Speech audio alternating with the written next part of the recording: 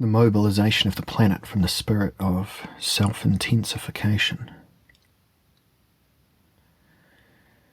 The following interpretation of the present is based on philosophical kinetics, which assumes three axioms.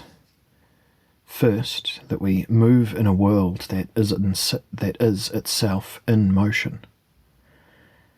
Second, that the self-movement of the world both includes and surpasses our self-movement. Third, that in modernity, the self-movements of the world emerge out of our self-movements, which are cumulatively added to world movement.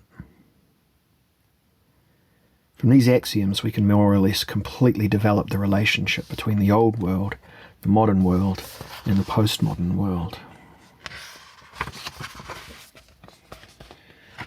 To show the modern world as one engaged in a catastrophe-bearing movement, we would have to assume that today's world process received its dynamism from centuries of accumulated human initiatives. Thus, perceiving the modern age with an awareness of real events means accepting something that our intellectual conscience has resisted so far. A physics of freedom. A kinetics of moral initiatives. Or let us say it openly. This is the end of aestheticism in cultural theory. What seems emptiest, most external, most mechanical, movement, ungrudgingly left to the physicists and doctors of sports medicine to research, intrudes into the humanities and immediately proves to be the cardinal category of the moral and social spheres as well. Marked by movement, the ethical political adventures of the human mind become a branch of physics.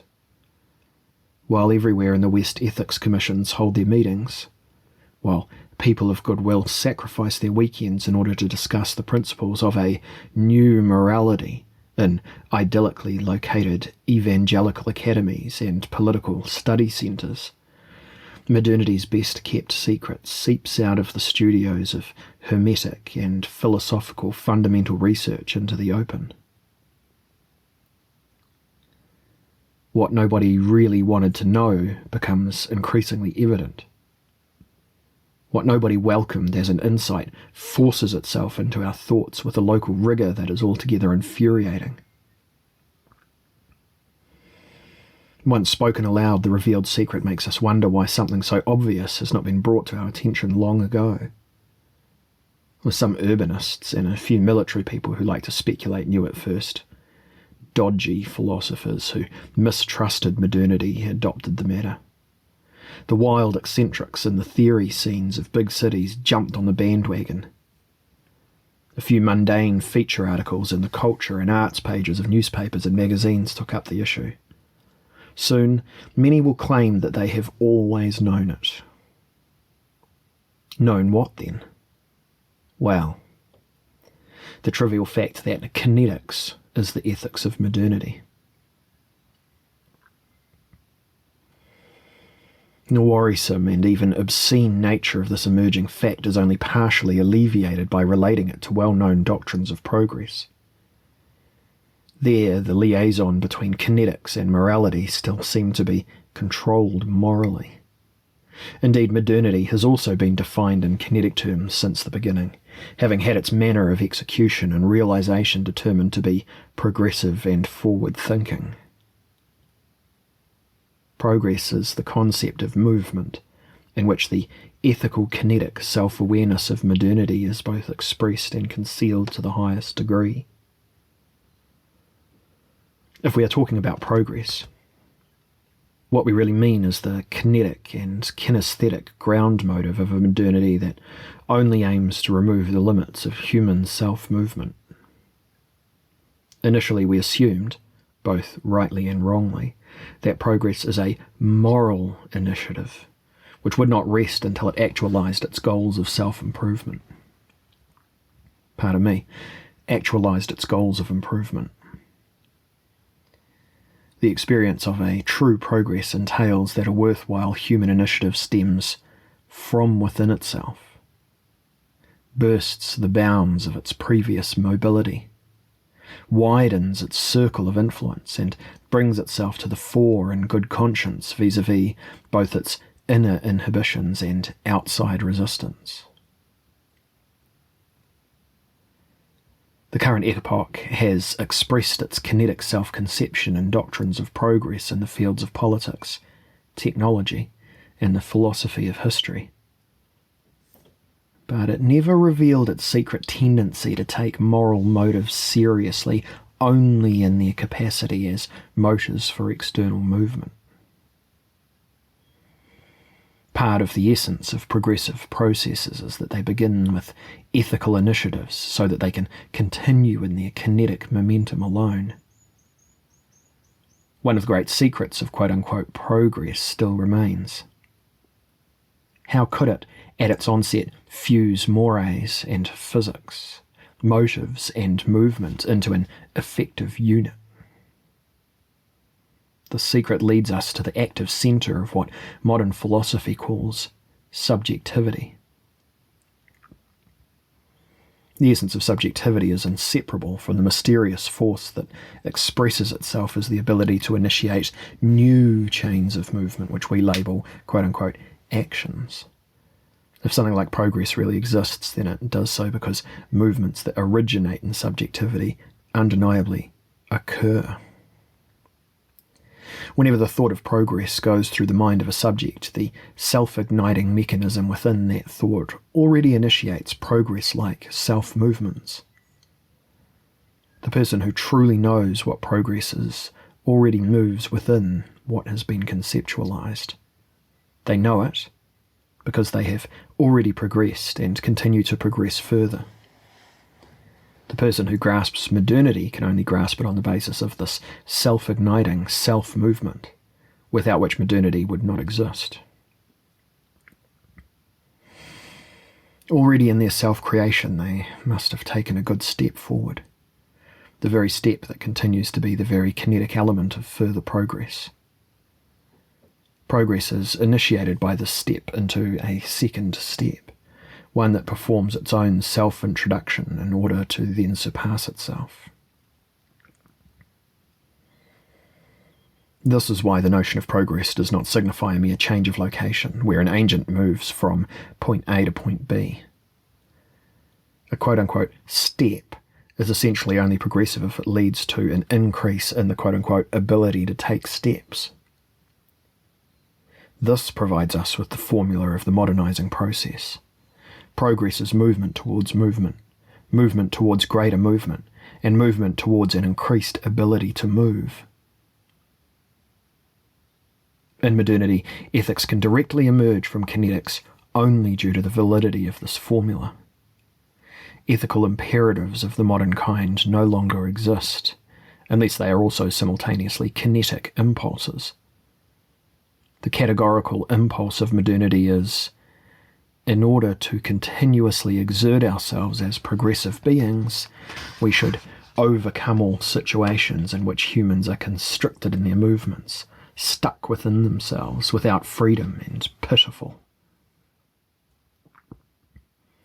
To the extent that we, as modern subjects, understand freedom to be a priori the freedom of movement, we can only conceive of progress as a movement that leads to increased mobility.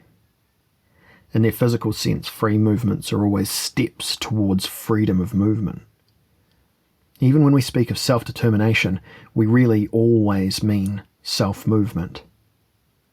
Prior to any difference between is and ought, being is determined in modernity as in ought to be, and in I want to be of increased mobility. Ontologically, modernity is a pure being towards movement. This interpretation of quote-unquote being is valid for us because it becomes irresistibly real through us.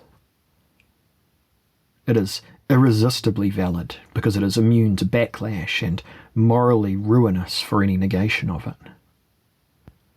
It becomes real because it is carried out by us in the mode of a spontaneous and uncriticisable will. The motives that pulsate in the being towards movement seem to come from the inner core of what we want and have to want.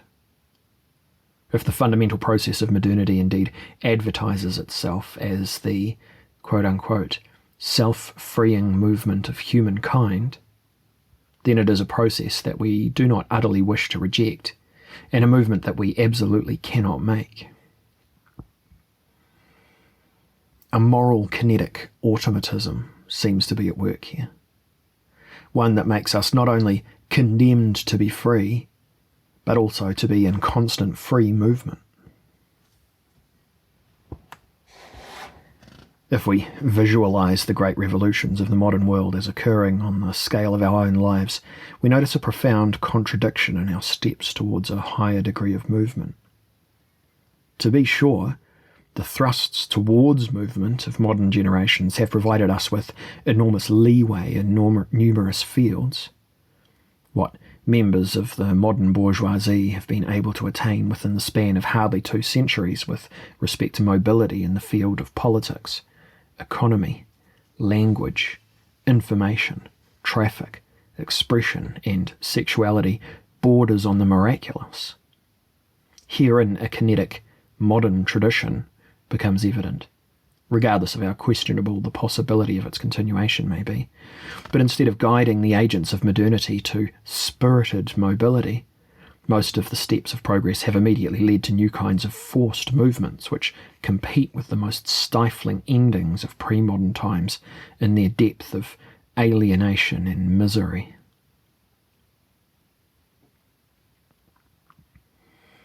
Modern dynamism helped preserve the spiritless rigour of supermobile forms. Whoever wishes to know what this specifically means must answer the following question correctly. What do machines, industrial companies, and management staff in politics and economics have in common? All three hold the exemplary kinetic lesson for citizens of modernity by efficiently demonstrating to them what self-movement wants and does: to switch itself off in order to stay on. Excuse me, I got that completely backwards. To switch itself on in order to stay on. I'll back up a little bit. All three hold the exemplary kinetic lesson for citizens of modernity by efficiently demonstrating to them what self-movement wants and does: to switch itself on in order to stay on. To activate itself in order to stay running at any cost. This is the higher school of automation, which sees no fundamental differences between intelligent machines and human agents. If the kinetic self activates and takes the initiative, it turns into the central agency of the self-operating process via its quote-unquote own impetus. The self-initiating subject is the miller of modernity's mill grinding itself.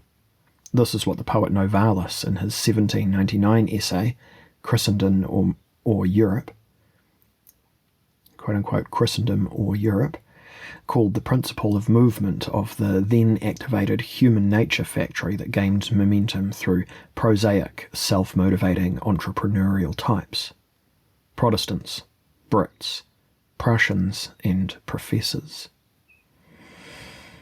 Novalis was also the first to conceptualize the kinetic utopia of modernity by thinking the subject and the machine together in the same image.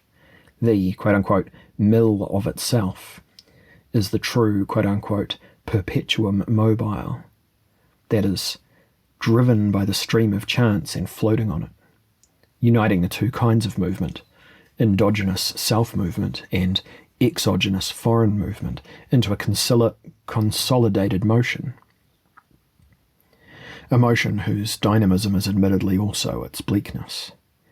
An ego-driven drift into vacuity, catastrophe, lack of inhibition, and deadliness. The diagnostic power of Novalis's formulations is only today becoming apparent to us in its full scope. Meanwhile, we now know, without the help of even a hint of romantic irony, what the self manages to do in its machine, even if this machine is not exactly a self-grinding mill. Modern society has realised at least one of its utopian plans, namely that of total auto-mobilization, the state in which every self that is of age moves on its own at the wheel of its self-moving machine. It is because the modern self cannot be thought of at all without the notion of its movement that the I and the automobile belong together in a metaphysical way, like the body and soul of one and the same unit of motion. The automobile is the technological double of the principally active transcendental subject. That is why the automobile is the sanctum of modernity. It is the cultish centre of a kinetic world religion. It is the sacrament on wheels that lets us take part in something that moves faster than we do.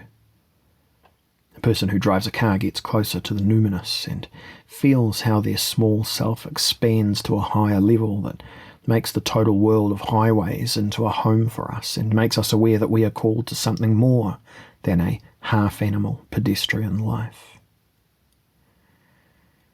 From an auto-motorist view, we live in messianic time for a little while. In the fulfilled time where two-cycle engine vehicles parked peacefully next to 12-cylinder vehicles, the Messiah ruled with low emissions in his kingdom, with electronic fuel injection and an anti-locking system, with a controlled catalyst and turbocharger. He brought his subjects into heavenly motion. But not all contemporaries were convinced that this last kingdom of automobiles was also a paradise on earth. The devil had a part to play, and made sure to occasionally turn general self-movement into general immobility. In such moments it becomes clear, even if no one wants to admit it to themselves, that we have long been exiled from the paradise of modernity, and will have to learn the postmodern stop and go by the sweat of our brows from now on.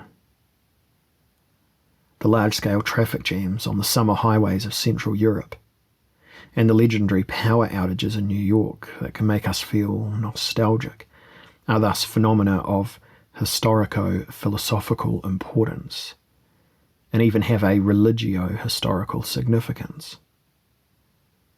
It is through them that a piece of false modernity fails, and in them that we encounter the end of an illusion.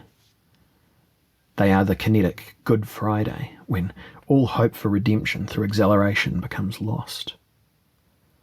On those scorching afternoons in the funnel of Lyon, in the Rhine Valley hell near Cologne, or wedged in at Erskensberg, Europe's longest parking lot, where 1.5 miles of unmoving hot steel stretches out in either direction. Dark, historico-philosophical insights rise up like exhaust fumes, and people begin to speak in tongues, uttering something critical about contemporary culture. Obituaries of modernity waft from the side windows, and regardless of their educational level, those trapped in their vehicles begin to suspect that it cannot go on like this for much longer. Another era looms on the horizon. Even those who have never heard the term post-modernity are already familiar with what it entails on those afternoons spent in traffic. And in fact, this can be reformulated in terms of cultural theory. Wherever unleashed self-movements form congestions or vortices, they generate the beginnings of an experience where the modern active turns into the postmodern passive. What can we gain from these flickering observations that could lead to a serious theory of the present? They accomplish enough for what is to follow if they help build up suggestions that generate the next step forward. That step is to openly appoint the term mobilization as the core expression to explain and describe the basic process of modernity. without hasty consideration of the inevitable horror at such a choice of concept and its inherent consequences. It is at first a matter of strengthening the evidence that modernizations always show the character of mobilizations in a kinetic way.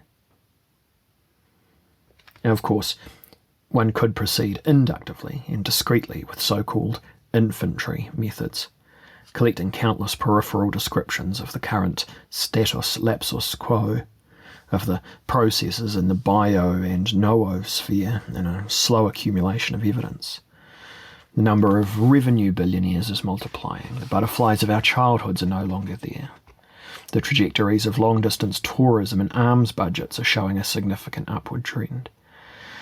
The populations in modernising countries are exploding while those in already modernised countries are stagnant. The hole in the ozone layer above the poles are aggressively widening. Sneaker sales are flourishing while those of surf gear are sinking. Trees in low mountain ranges are becoming discoloured and forming brush-like crowns.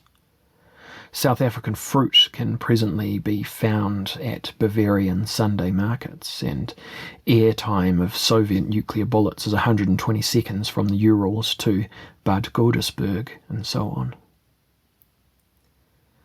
But the endless number of such statements only makes sense if they find a common denominator in the term mobilization, which makes an essential assertion about several separate processes. The essence of what is happening today are proceedings of mobilization. The very diversity of varied interpretations of modernity is what forms it according to a kinetic model, since that model can be identified as that of mobilization. It is very right to take offence at the military connotations of the term at first. Mobilization is a category belonging to a world of wars. It encompasses the critical processes by which dormant combat potentials are brought to readiness for action.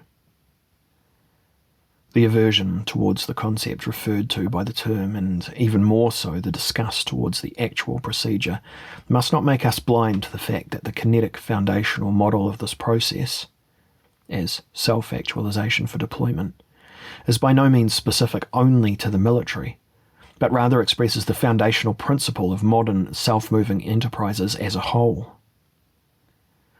The aesthetic shudder as a response to the word could easily seduce us to abandon the only term that makes the dynamic model of modernization nameable. We are unable to avoid thinking of certain notorious works by Ernst Jünger in this context, who famously already in the early 1930s dislodged the phenomenon of mobilization from its military-specific meaning in order to apply it to the process of modern society as a whole.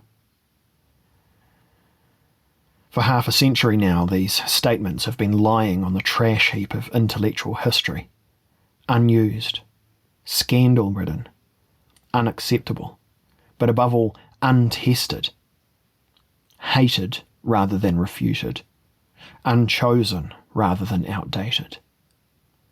There is a reason for the general reservations against Junger's reflections, which have been suspected of being fascist. Whoever would adopt his cold, evil optic for an analysis of late modern processes, even on a trial basis, risks experiencing a historico-philosophical Damascus. Far beyond Junger's intentions, the category of mobilization can liberate insights that are not compatible with the sleep of the just and the project of modernity.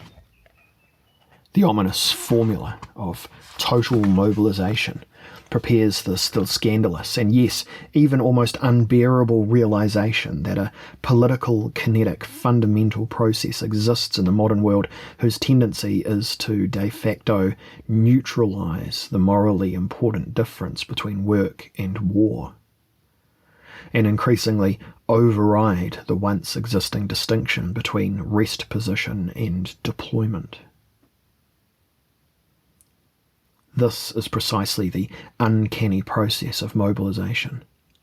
To bring everything considered a power reserve to the front and drive any potential forward towards realization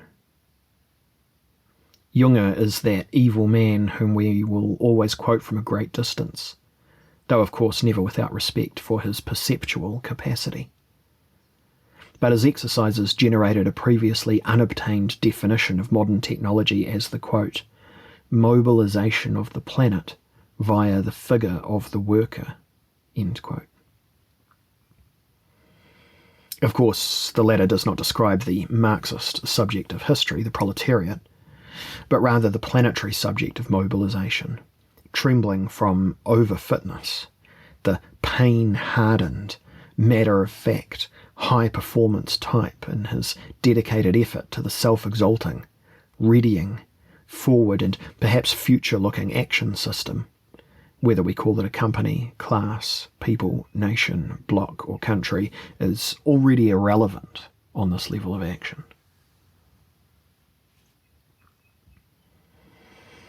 If we now want to undertake a new attempt under very different constellations to make the term mobilization productive for a new theory of modernity, of course very differently from Junge, the order of merit wearer, it will only be promising insofar as we accept the discomfort with the term and place it in the service of a critical perspective. This term will keep alive the memory of the violent core of the major scientific, military and industrial processes, especially at a time when they are entering a smart phase where violence is becoming informational, cool, procedural and analgesic. What is the key phrase of the new phase again? Transfer from heavy industry to fast information? Transition from working society to learning society? The first would probably give off a little soot. The second will be as clean as the toilets in a Swiss motorway rest stop. Precisely because the term mobilization, owing to the uncanny, even disastrous elements in its meaning, bristles against a total positivism, Junge's nerves of steel attempt in this direction cannot be repeated. It is more appropriate than any other to describe a civilizing mechanism that exploits all modern growth of skill, knowledge, mobility, precision and effectiveness for processes of crowding out and killing off, for upgrades, expansions, self-authorization and breaches of context. Mobilization as an autogenous fundamental process of modernity leads to the provision of ever-increasing movement potentials for position holding, which precisely by the way of the conditions and effects of this deployment make themselves impossible as positions and drift into the untenable. It is here that the broad field of kinetic paradoxes opens up for an alternative critique of modernity. Thus, social critique becomes a critique of false mobility.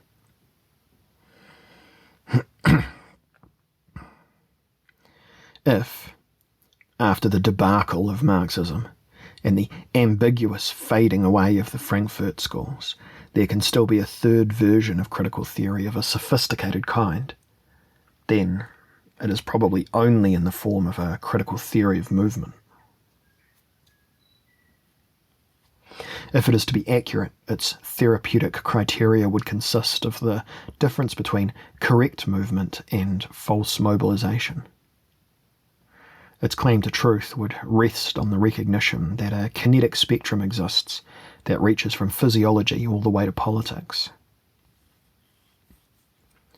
A critical theory of mobilization would bridge the gap between the thought process and the actual event on the level of basic terms.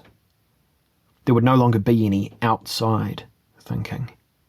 The theorist would have to ask herself at every sentence whether what she is doing increases the offering to the idol of mobilization or distinctly subtracts from it. A critical theory can, after all, only be such, regardless of what its critical semantics convey, if it abandons its kinetic complicity with the movement of the world process into the worst of all possible directions. Thus it has to remain open if such a third critical theory can still exist, not merely in name, but in its full sense. If possible, it would put itself into effect at its outset as a preschool of demobilization. Only as a still theory of movement, as a quiet theory of a loud mobilization, can a critique of modernity still differ from that which it critiques. All else is a rational cosmetics of participation, a conscious or unconscious nudging forward of already moving trains, a mimesis of the basic process within the process of reflection. But it is impossible for such a quiet critique to generate its own beginning, its own jump out of the urge to act differently.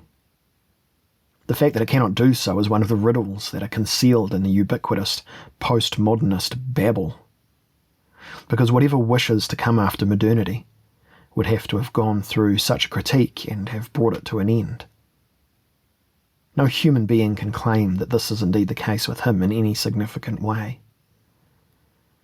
All that can be said is that we have long begun to gain experience with the so-called postmodern passive voice, and that it is not a very large step to admitting that we have, above all prospectively, landed on the suffering side of modernity. In this respect, the formula rings true. The more modern, the more postmodern. This is of great importance for the style of a third or postmodern critical theory, because in order to understand its own subject, it must have entered the modern scuffle without reservations. Otherwise it would never arrive on the flip side of things. But how this theory will find its way to something truly other from out of the modern tempodrome, that is something it will first have to explain, no, demonstrate to us.